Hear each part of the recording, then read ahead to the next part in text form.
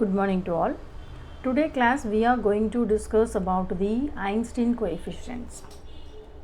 In this Einstein coefficient it have three coefficients are there. Let us consider the A and B. It is the matter. To describe the interaction between A and B. Aவுக்கும் Bக்கும் நடுவுல நடக்கக்கூடிய ஒரு இன்டராக்ஷனை மூணு விதமான coefficient வச்சு நம்ம explain பண்ணுறது தான் Einstein coefficient. இதில் வந்து பார்த்தோம் அப்படின்னா we are going to use the three kind of, one is absorption, another one is spontaneous emission, அடுத்தது next one is stimulated emission of the radiation, atoms and molecules நடக்கிறத பார்க்குறோம். நம்ம we are already known absorption means when the molecule is placed in the lower energy state, we are going to put any external energy, automatically the molecule is moved into the excitation state, higher energy level. E1 is the lower energy level, E2 is the higher energy level. Absorb the photon h nu, that is the transition occurs between E2 to E1.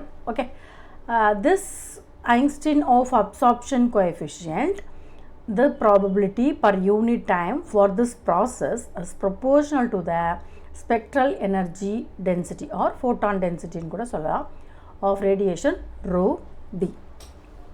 அப்போது rate of absorption எப்படி நடக்குது அப்படின்னா ஏவுக்கும் பியுக்கும். அப்போ absorption வந்து பார்த்தோம் அப்படின்னா கீழே பார்த்தீங்க அப்படின்னா நான் போட்டிருக்கேன் ஒரு ஃபிகர் பாருங்கள்.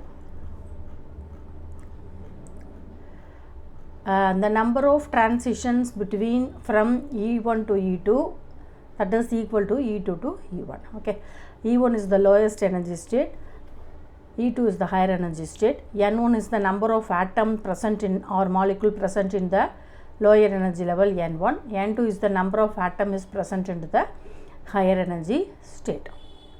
H nu pass பண்ணும்போது the transition occurs E1 to E2 இல்லையா? சரி, இப்போ வந்து இதை வந்து A Bன்னு வச்சுக்கலாம். ஓகேவா? ரைட். அப்போ ஃபஸ்ட்டு நம்ம வந்து எதில் முடியுது அப்படின்றத பார்க்குறோம். அப்போ ஏயில் ஆரம்பித்து பியில் முடியுது. அதனால் இதை வந்து என்ன சொல்லியிருக்கோம் அப்படின்னா பியில் முடியுது. எதில் ஆரம்பிக்குது? 1 எக்ஸைட்டேஷன் 1 லெவல்லேருந்து 2 லெவலுக்கு முடியுது. அதனால் B12 அப்படின்னு சொல்லி போட்டிருக்கோம். ஓகே, அதான் B12. அப்போ இது வந்து the absorption is mainly depend on the spectral energy density rho v, அதையும் போட்டுக்கிறோம். அப்புறம் இதில் இருக்கக்கூடிய நம்பர் ஆஃப் ஆட்டம் பிளேஸ்டு வந்து லோயர் எனர்ஜி லெவலில் N1 அப்படின்னு சொல்லி போட்டிருக்கோம். அப்போ இதை தான் கீழேயும் நம்ம எக்ஸ்பிளைன் பண்ணியிருக்கோம். அதே ஐன்ஸ்டீன் கோஎஃபிஷியன்ட் ஸ்பான்டேனியஸ் எமிஷன் அப்படின்னா நமக்கு தெரியும், மாலிகுல்ஸ் வந்து எக்ஸைட்டட் ஸ்டேட்டுக்கு போனது can return spontaneously emitting photon. அப்போ வந்து என்ன நடக்குது அப்படின்னாக்கா எங்கே வந்து மாலிகுல்ஸ் வந்து விழுகுது அப்படின்னா ஏ லெவலில் விழுகுது. அப்போது எங்கே ஆரம்பித்து 2ல் ஆரம்பித்து 1ல் விழுகுது. அதை தான் A21 அப்படின்னு சொல்லி போட்டிருக்கோம். அப்போது திஸ் ஓகே, இதில் பார்த்தோம் அப்படின்னா this probability of per unit of the time of this process is constant. It is independent of the radiation density and the rho v. அதனால் என்ன வரும்? A21 is equal to n into n2. Rate of the spontaneous எமிஷனை பற்றி எழுதியிருக்கோம். A21 into N2. அதில் A21 அப்படின்றது Einstein coefficient for spontaneous emission, N2ன்றது number of atom. Okay, அது வந்து B12. அடுத்தது Einstein coefficient for stimulated emission. நாமளாக வந்து ஸ்டிமுலேட் பண்ணுறோம் எக்ஸைட்டட் ஸ்டேட்லேருந்து கிரவுண்ட் ஸ்டேட்டுக்கு போக சொல்லி. த atoms R excited state can be induced to emit the photon by interacting with the incoming photon of energy. Okay, அப்போ அது வந்து என்ன நடக்குது அப்படின்னா பியிலிருந்து மீன்ஸ் நம்ம வந்து ஃபோர்ஸ் பண்ணி கீழே அனுப்புகிறோம். அப்போ B21 இங்கேருந்து மேலே பியில் நடக்கக்கூடிய நிகழ்வு 21. அப்போ the emitted photon is coherent, same energy, phase, direction and polarization, இது எல்லாமே with this incoming photon. இது mainly that is adopted principle is the laser principle. இப்போ இது என்ன பண்ணுறோம்? இப்போ அதாவது அப்சார்ப்ஷனும் ஐன்ஸ்டீன் கோஎஃபிஷியன்ட் ஃபார் அப்சார்ப்ஷனும் Einstein coefficient for stimulated emission ரெண்டுமே இந்த ஃபோட்டான் டென்சிட்டியை வந்து ஃபாலோ பண்ணியிருக்கு. அப்போ அது B12 OVN1, இங்கே B21 ρVN2, அவ்வளோதான் ரெண்டுத்துக்குள்ளே டிஃப்ரென்ஸு. இப்போ இந்த ரிலேஷன்ஷிப் பார்த்தீங்கன்னு சொன்னாக்கா by considering it is a thermal equilibrium, இதில். ஓகேவா? அதனால் இது வந்து it is the Planck radiation லாவையும் இந்த அதே மாதிரி மேக்ஸ்வெல்லையும் வச்சு நம்ம அதை வந்து எக்ஸ்பிளைன் பண்ண போகிறோம். இதில் வந்து A21 வந்து பார்த்திங்க அப்படின்னா, அதாவது நார்மலாக relation between spontaneous and stimulated எமிஷனை நம்ம வந்து என்ன சொல்கிறோம் அப்படின்னாக்கா, நம்ம இந்த பிளாங்க் ரேடியேஷனோட கம்பைன் பண்ண போகிறோம். இப்போ பார்த்திங்க அப்படின்னா கீழே இந்த டெரிவேஷனில் உங்களுக்கு ஈஸியாக புரியும். Number of transition E1 to E2, E2 to E1. ஓகேவா? இது பார்த்திங்க அப்படின்னா திஸ் இஸ் த அப்சார்ப்ஷன்ஸ். நான் சொன்னேன் இல்லையா, நான் வந்து B12ன்னு போட்டேன், இங்கே P12 is directly proportional to the photon density. இந்த P12 நான் B12ன்னு எழுதிக்கிறேன். அதை நான் ஃபஸ்ட்டு சொன்னது தான் B12 photon density. எவ்வளோ நம்பர் ஆஃப் பார்ட்டிகிள்ஸ் இதில் இருக்குது அப்படின்னா N1. ஓகே, இது வந்து ஸ்பான்டேனியஸ் எமிஷன். இதில் வந்து எப்போதுமே ஃபோட்டான் டென்சிட்டி வராது, ஏன்னா இது இண்டிபெண்ட்டாக இருக்கிறதுனால. Spontaneous emission that is equal to A21. Stimulated எமிஷன்னா E1 E2 மேலேருந்து கீழே வர மாலிகுல் நம்ம ஸ்டிமுலேட் பண்ணி கீழே வர வைக்கிறோம். அப்போ இது Bயில் நடக்கக்கூடிய நிகழ்வு 2லேருந்து 1ல் வருது. இது Aயில் நடக்கக்கூடிய நிகழ்வு முடிகிறது வந்து B. அப்போ B12, இது B21. இதை தான் சொல்லியிருக்கோம். இப்போ நம்பர் ஆஃப் இப்போ பார்த்தீங்கன்னு புரியும். இப்போ அப்சார்ப்ஷன் அதாவது N1 P12. This is absorption that is equal to this absorption எதுக்கு ஈக்குவலாக இருக்குது அப்படின்னாக்கா, இங்கே பாருங்களேன், ஸ்பான்டேனியஸ் எமிஷன் ப்ளஸ் ஸ்டிமுலேட்டட் எமிஷனுக்கும். ஸ்பான்டேனியஸ் எமிஷன்னா என்ன, நம்ம ஏற்கனவே சொல்லியிருக்கோம், A21 plus stimulated emission B12. இது எதோ டிபெண்ட் பண்ணியிருக்கோம், ஃபோட்டான் டென்சிட்டி. அப்போ இன்ட்டு ரோ V போட்டுக்கிட்டோம். சரி, இதில் பார்த்தோம் அப்படின்னா, இதில் பார்த்தீங்க அப்படின்னா இங்கே வந்து ஃபஸ்ட்டு B12 ரோ V தான். இதில் என்ன நம்பர் ஆஃப் ஆட்டம்ஸ் இருக்கும், N1 நம்பர் ஆஃப் ஆட்டம்ஸ் இருக்கும். இதில் ரெண்டுத்துலேயும் என்ன இருக்கும், N2 நம்பர் ஆஃப் ஆட்டம்ஸ். அதான் இங்கே போட்டுக்கிறோம். Is equal to N2 into A21 plus B21 photon densities. Okay, இப்போ N2வை உள்ளே மல்டிப்ளை பண்ணும்போது N2A21 ப்ளஸ் N2B21 ரோவி வரும். இப்போ நம்ம அந்த ரோவி அதாவது ஃபோட்டான் டென்சிட்டியை நான் வெளியில் எடுக்கும்போது N1B12 இது வந்து உள்ளே வரும். என்ன வரும், minus of N2B21 that is equal to N2A21 அப்படியே இருக்கும். we are putting the equation number 3.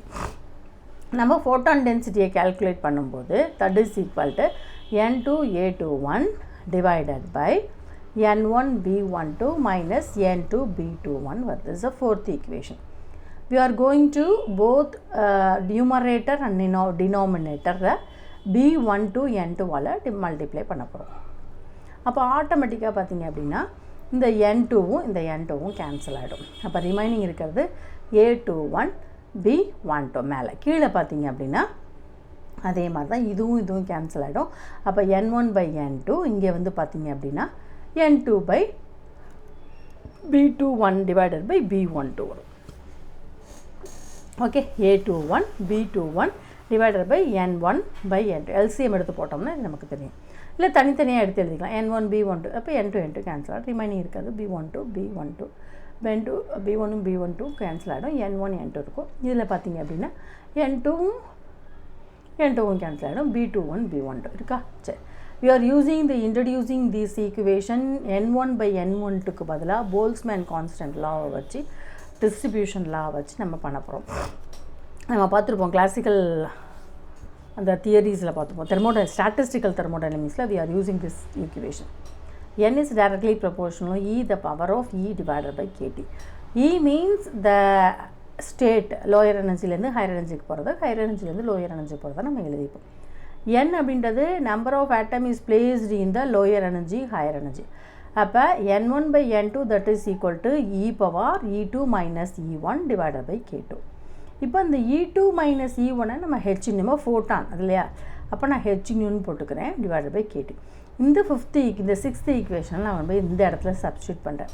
அப்போ என்ன வரும், A21 டிவைடட் பை B21 இந்த இடத்துல ஃபுல்லாக E power h nu by KT B21 B12 is the seventh equation. We are introducing the blank radiations law. நான் ஏற்கனவே சொன்னேன் இல்லையா, நம்ம ஏற்கனவே அந்த தியரியில் ஃபஸ்ட்டு பார்த்தோம். எந்த இடத்துலனா பார்த்தோன்னா இதை பார்த்துருக்கோம்.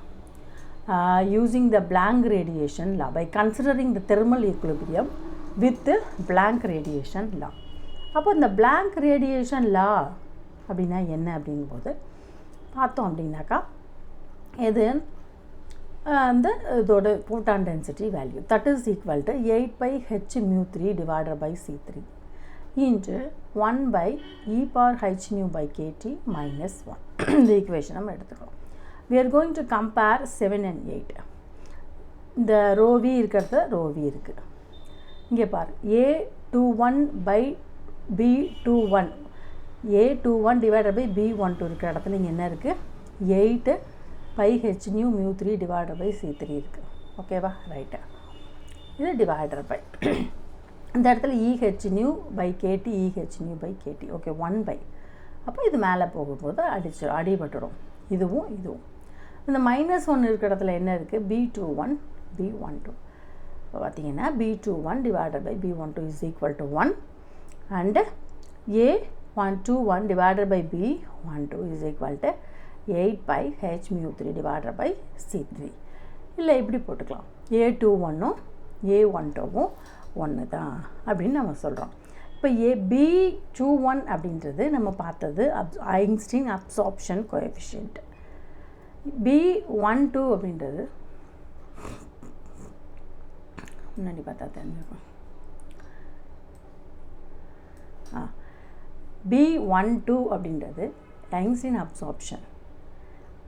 B stimulated emission B21. இது ரெண்டும் அது மட்டும் இல்லாமல் that is equal to the B இது வந்து equal A21 divided by B12 is equal to 8 by h mu 3 divided by c3. This is the 9th equation.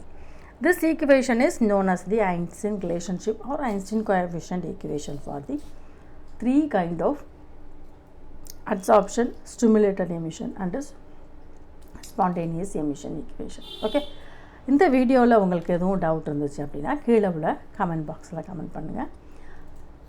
Thank you listeners and thank you viewers. Thank you.